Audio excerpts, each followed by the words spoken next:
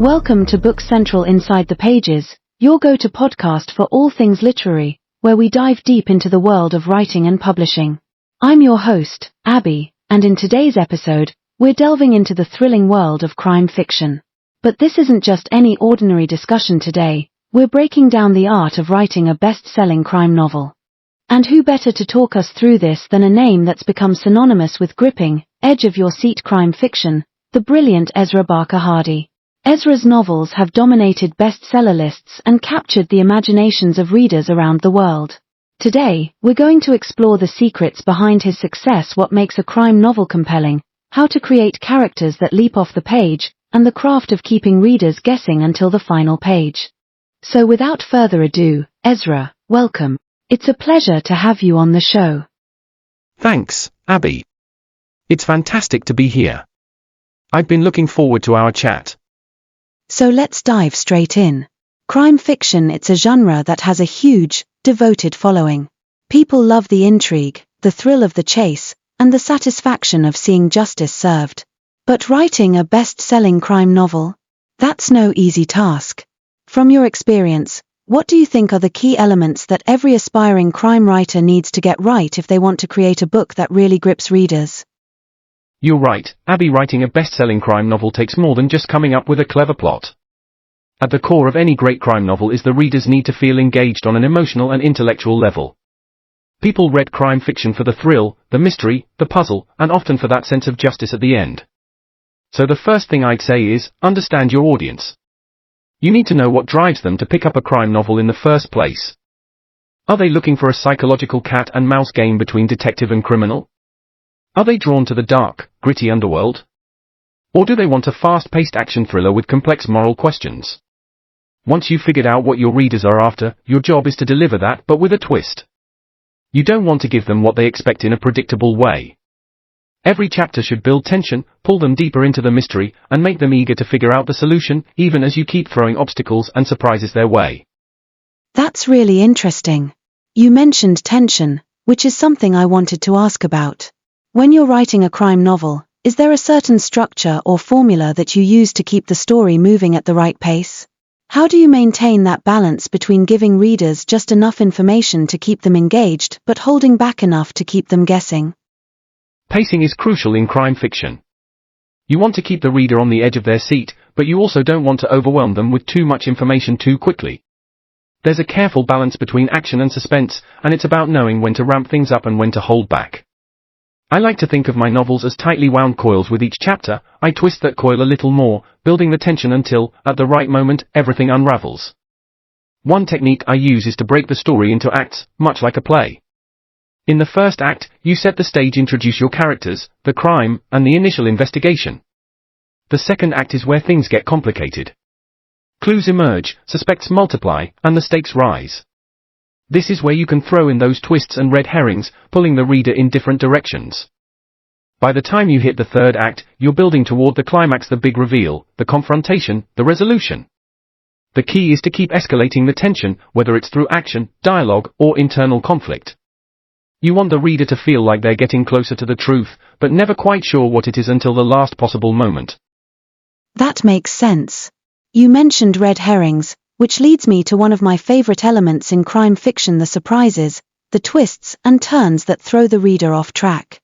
How important do you think those elements of surprise are in a crime novel? And how do you balance giving readers enough clues without making the twists too predictable?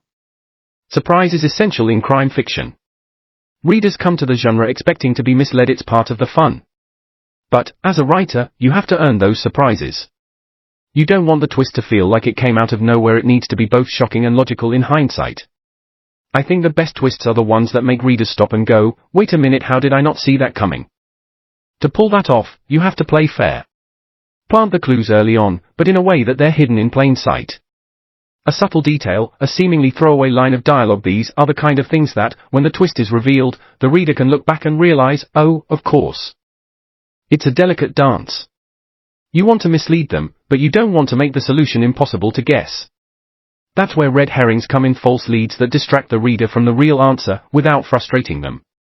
Every time they think they're close to solving the mystery, you throw in something that makes them doubt themselves. I love that moment when a twist hits, and everything suddenly clicks into place. It's such a satisfying feeling as a reader. But as a writer, do you always know how the story will end before you start writing? How do you plot your novels? Do you outline everything in advance, or do you let the story unfold as you go along? For me, the ending is always the first thing I figure out. I need to know where the story is going before I start writing, because everything in a crime novel leads up to that final moment. Whether it's the big reveal of the killer, the discovery of a crucial piece of evidence, or the resolution of a moral dilemma, that ending is what the reader has been waiting for the entire time. Once I have that in place, I can work backwards to build the plot, planting the clues, crafting the twists, and constructing the path that will take the reader to that conclusion. I do outline, but I leave room for flexibility. Sometimes, a character will surprise me, or a subplot will take an unexpected turn, and I'll adjust the story as I go. But the destination never changes. The plot evolves, but the endgame remains constant. That said, I do think it's important to leave some room for spontaneity. If everything feels too rigid or overplanned, it can sap the energy out of the story. Crime novels thrive on momentum and tension, and you want that to feel organic. That's a great approach. And speaking of characters, they're such a vital part of any novel, but particularly in crime fiction. Readers love a strong, complex protagonist, someone they can root for, even if they're flawed. How do you approach character development, particularly when it comes to your protagonists and antagonists? Character is everything. Plot is important, of course, but a crime novel will fall flat if the characters don't feel real, if they don't have depth. For me, the protagonist, whether they're a detective, a journalist, a lawyer, or even an ordinary person caught up in extraordinary circumstances, needs to have layers. They're not just solving a crime, they're dealing with their own internal struggles. Those personal stakes are what make the story resonate. Take the detective archetype, for example. Yes, they're trying to catch the criminal, but they might also be battling their own demons: addiction, guilt, a troubled past. Those flaws make them human, relatable. Readers don't just want to see the crime solved, they want to see the protagonist grow, change, confront their own weaknesses. As for the antagonist, they need to be more than just the bad guy. A great villain has clear motivations, even if they're twisted. They believe what they're doing is justified. And in some ways, they need to be a mirror to the protagonist.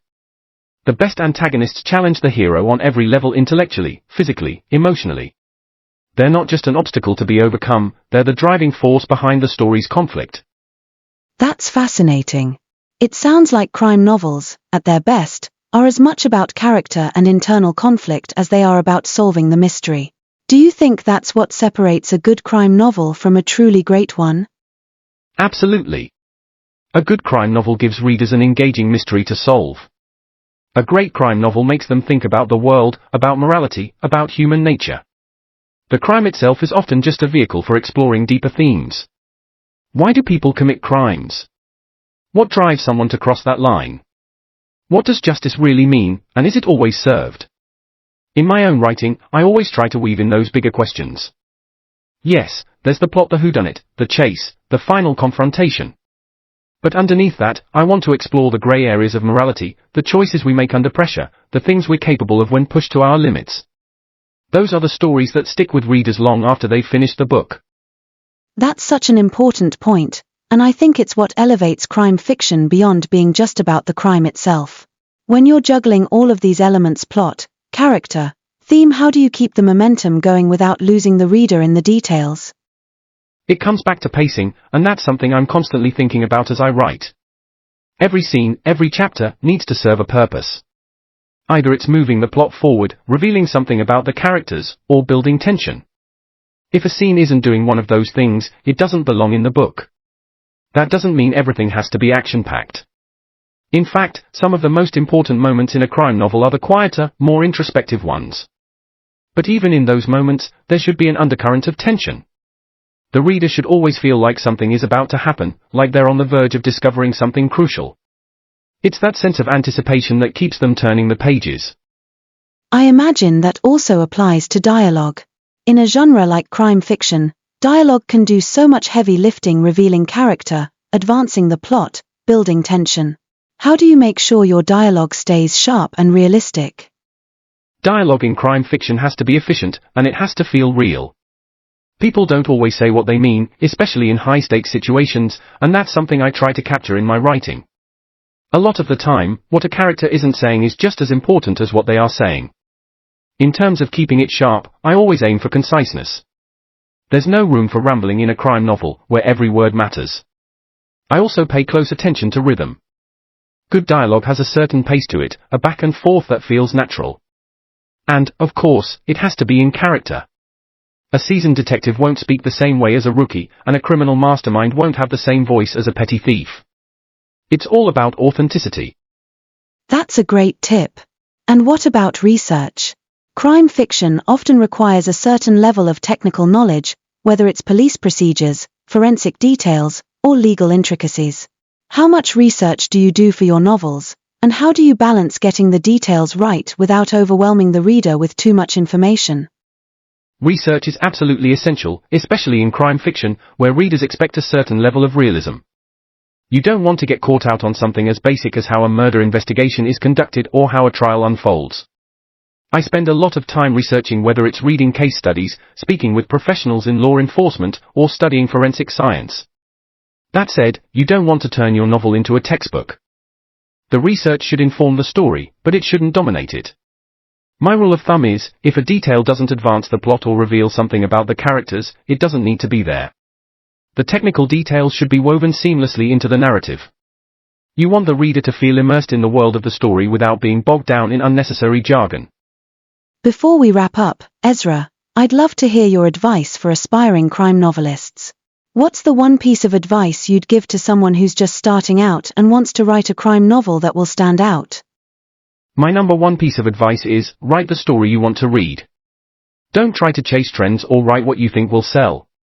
The crime genre is incredibly diverse, and there's room for all kinds of stories.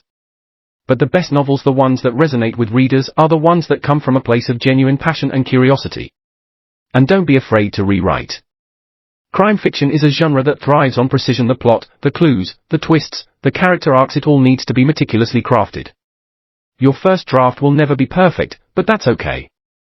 The real magic happens in the editing process, where you can tighten the plot, sharpen the dialogue, and really hone in on the tension. That's fantastic advice, Ezra. It's been an absolute pleasure having you on the show. I think our listeners will have gained so much insight into the world of crime writing, and I know they'll be eager to put your tips into practice. Thank you, Abbie. It's been great to chat. I hope our conversation sparks some inspiration for the next generation of crime writers. That's all for today's episode of Books Central Inside the Pages. If you're an aspiring crime writer or just a fan of the genre, I hope you've picked up some valuable tips and insights from today's conversation. Don't forget to subscribe for more deep dives into the world of books and writing. And if you enjoyed today's episode, feel free to leave a review, it really helps us out. Until next time, keep reading and keep writing.